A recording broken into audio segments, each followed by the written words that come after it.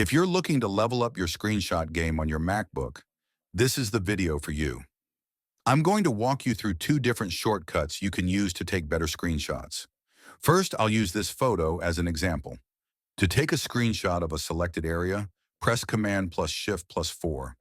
You'll see a crosshair icon appear. Just click and drag to select the area you want. The screenshot will be saved automatically to your default location. Mine saves to a custom folder, which I've made a separate video about. Now, if you press Command plus Shift plus 3, that takes a screenshot of your entire screen. But if you want to copy the screenshot to your clipboard instead of saving it to your device, add Control to the shortcut. So press Command plus Shift plus Control plus 4.